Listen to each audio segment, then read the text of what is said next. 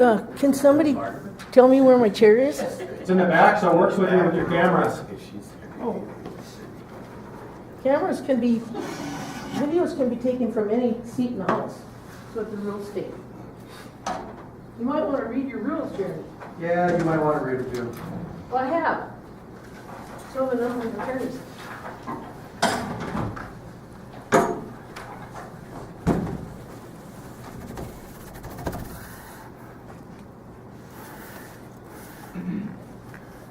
Smarter attorneys that are in this room.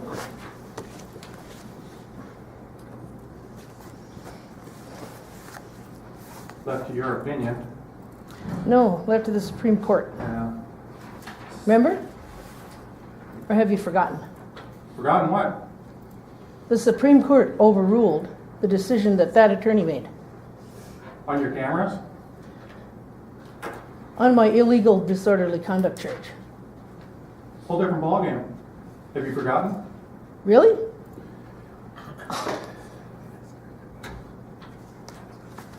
(6:30), we'll call a special work session meeting of January 16, 2018 to order. We do have a quorum, public forum. Individuals may address the City Council about items on the agenda or not included on the agenda. Speakers are required to state their name and address per council records and limit their remarks to 3 minutes or less.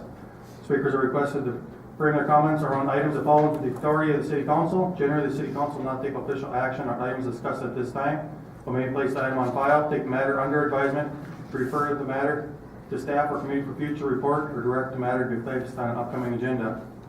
Anyone wish to speak?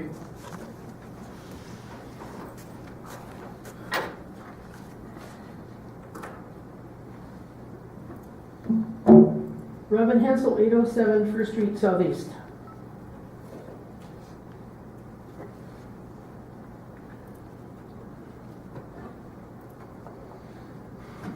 Robin Hensel, 807 First Street Southeast.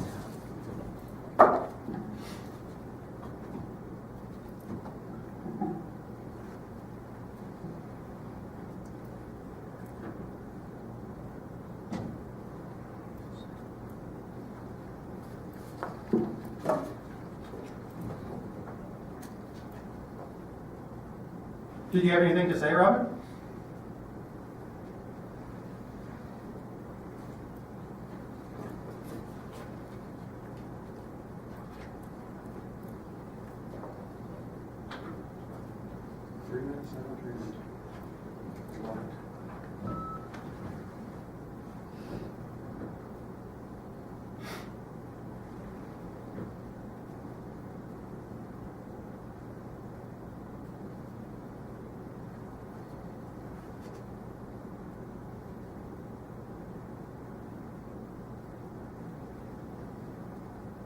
Do you have some matters to address with us?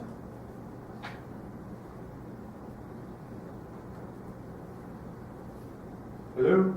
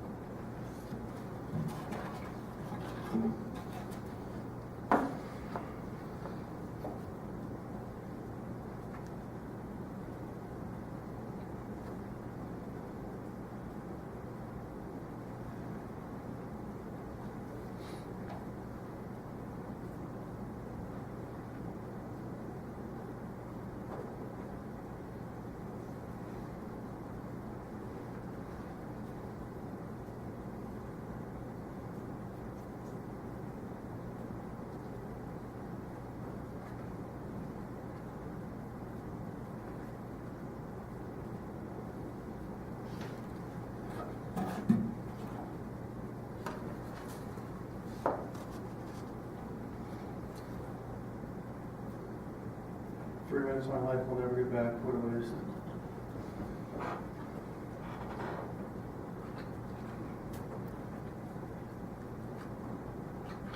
Oh.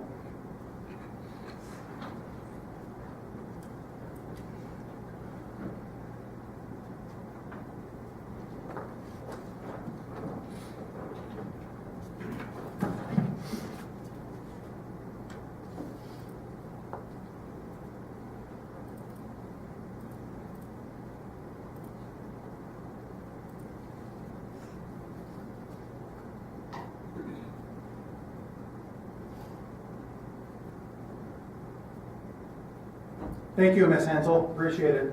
Please take your chair. Anyone else wish to speak? Hearing none, move on to a discussion of bills. Anybody have any questions? There's a spot where we have to pay for police forfeiture. Is that just a register that that's happening? No, actually, when there are things that are forfeited, whether it be money, vehicles, whatever that go through either a drug or a DUI forfeiture, we can retain part of the proceeds and then some of it goes to the state and some to the county. That amount depends on the type of forfeiture that it is. So sometimes it's a 70-30 split where we get 70 and the county gets 30. Other times it's a 70-20-10 where we get 70, the county gets 20, and the state gets 10. So this doesn't just cost us to get rid of it, we're just sending their part to them. Correct. Any other questions?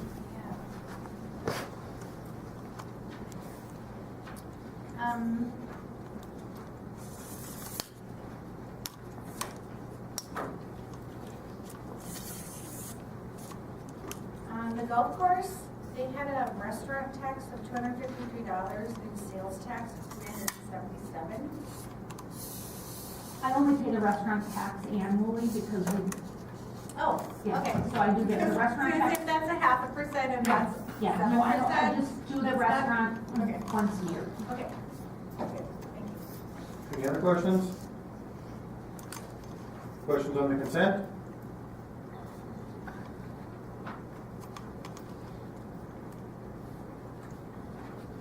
Council items, year-end transfer discussion?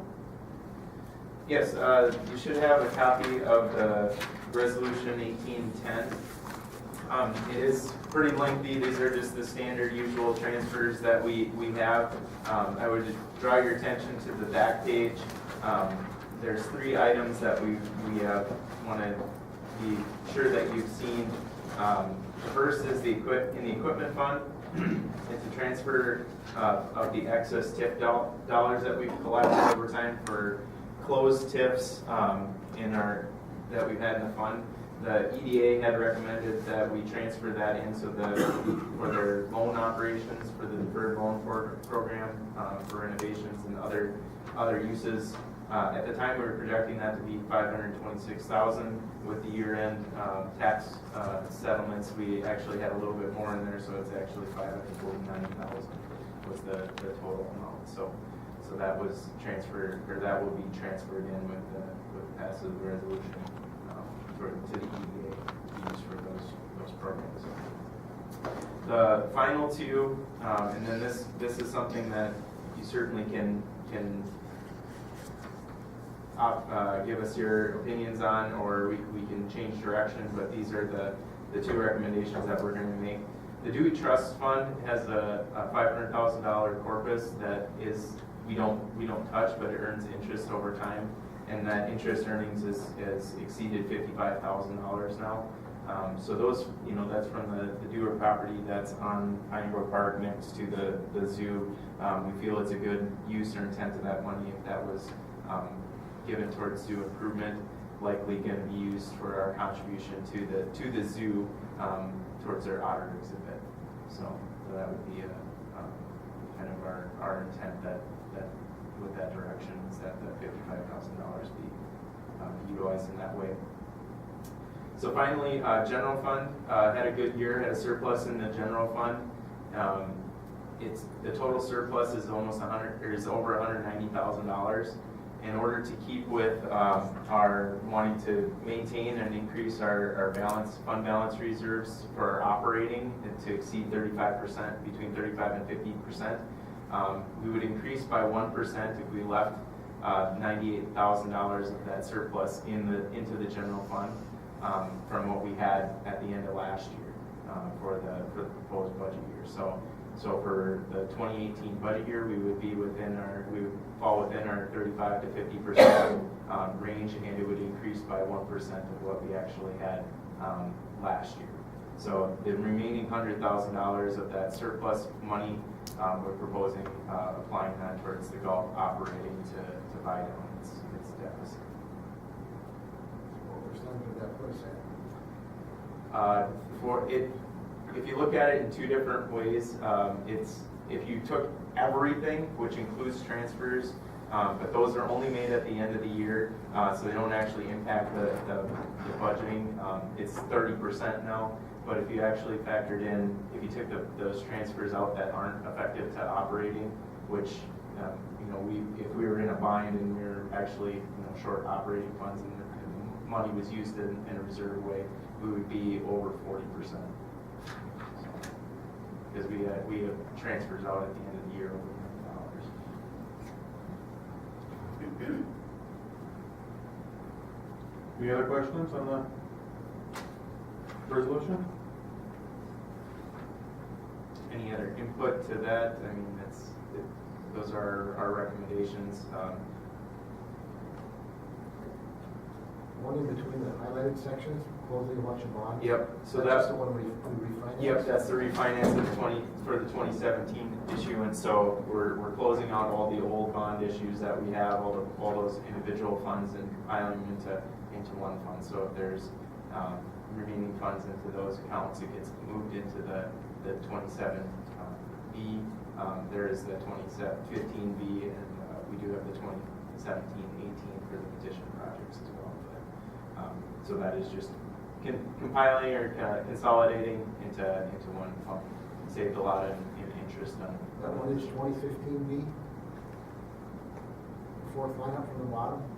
Yep, and that's that bond had been refinanced earlier, but we were accounting for it separately because of the revenue sources that were in that one.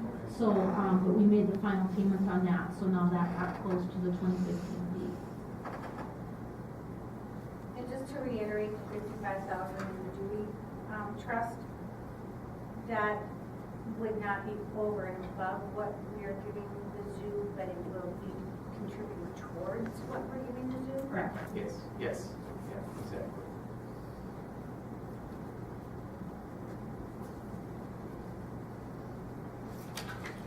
Any other questions? Golf fees. So with that, then the golf fees are also included in a resolution. Looking at this pretty in-depthly with Rich, we don't want to. We know that we need much higher revenues than what we currently received or what we received last year, and in order to do that, you know, you're going to raise greens fees and memberships in order to get there, to make up those shortfalls. Cutting expenses is absolutely an action that we are actively taking. You know, the investments that we're making in the equipment are into saving operating costs. For example, purchasing the golf carts this year, we saved $8,000 worth of rental expenses, and we're saving money on not having to replace batteries for those carts at $700 per cart.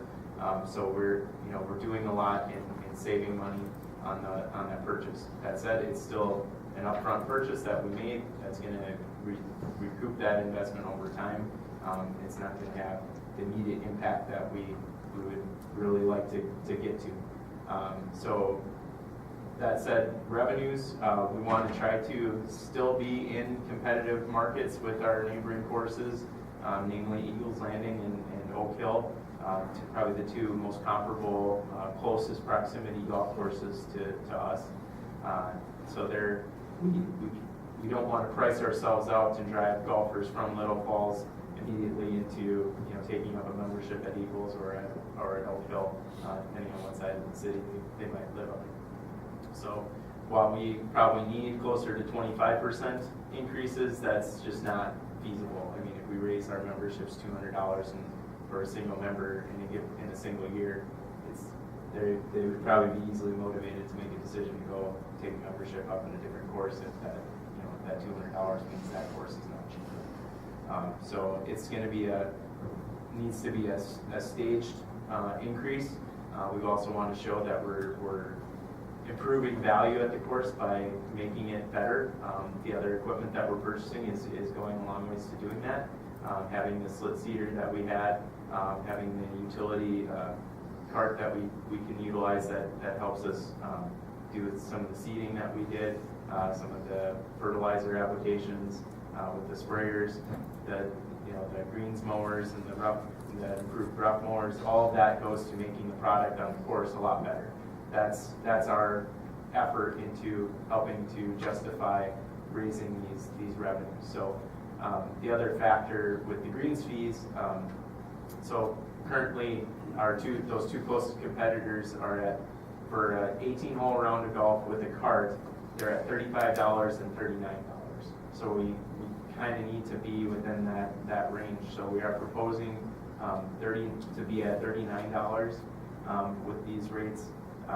That would, one of the things that we'd also advertise with it, because it's a very low expense to us, but it's an added value to the golfer, is to give a bucket of range balls, a small bucket of range balls with that 18-hole green speed purchase.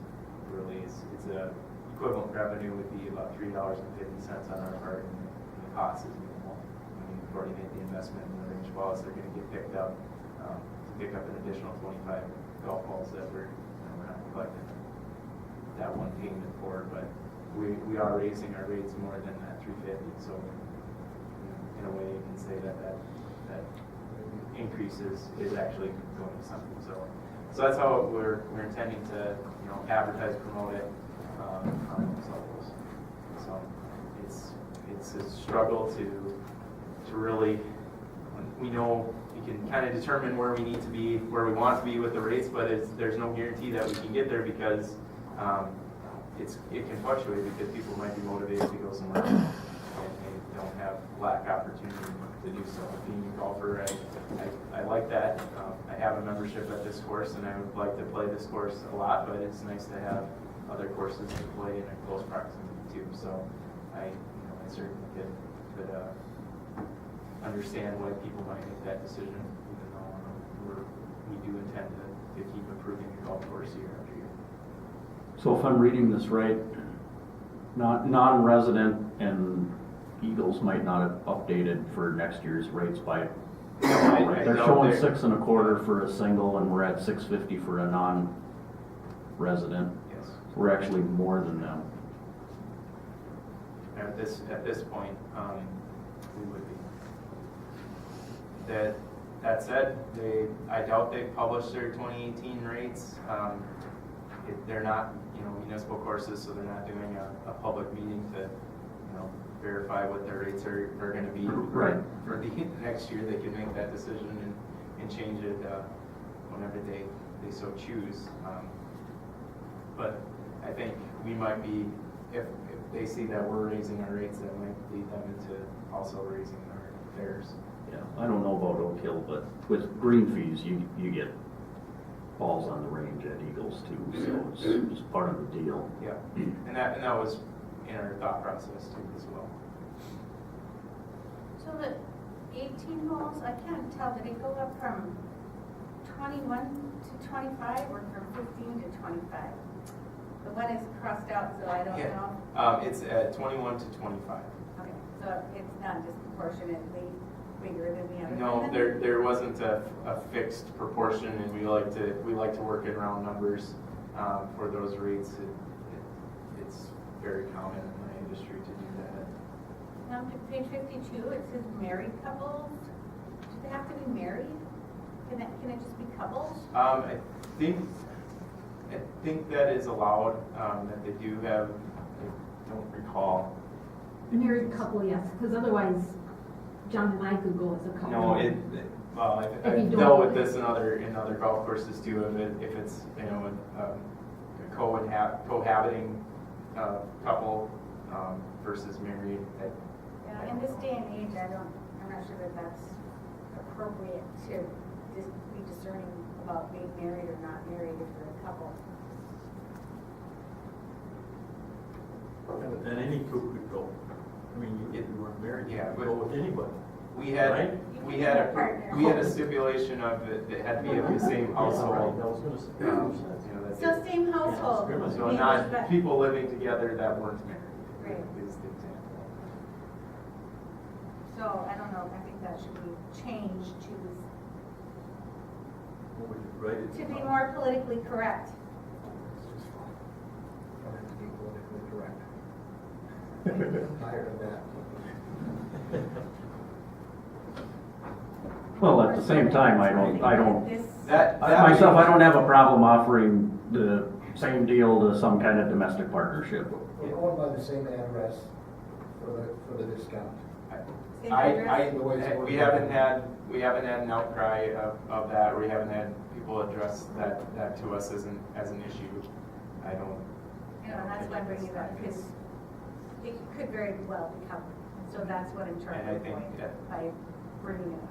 I think at that time we can address it and discuss it, and it can be. Because how would you address then a father son that live in the same household? That'd be in the family. So is family cheaper than a couple? If their dependents are 18 or less, or the family includes the parents, the two parents, and then any dependent below that. So that's more expensive, but that's technically for 3 people to be utilizing a membership, the open access to go. If you had a single and a under 18, it would actually be less than a married couple. What about a 25-year-old son that lives in the basement at home with mom and dad? And the father and son would be a couple one? No, then that would be a single and a single. Why is that if it's the same address? If we're going cohabiting? Yeah, if the wife don't go, how come you couldn't take your son as well, as a partner? Well, I think that's the You know, whole, that's the that whole would be- concept I think behind that would having be the the couple scenario. is that, generally speaking, right, those that have the couple membership, the wives aren't golfing nearly as frequently as the men are. And it's a, way they can pay to spend some time out there.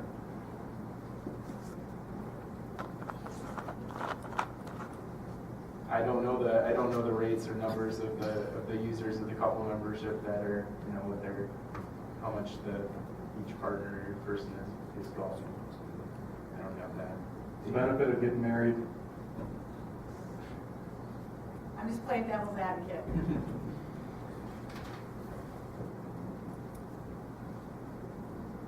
Something to think about.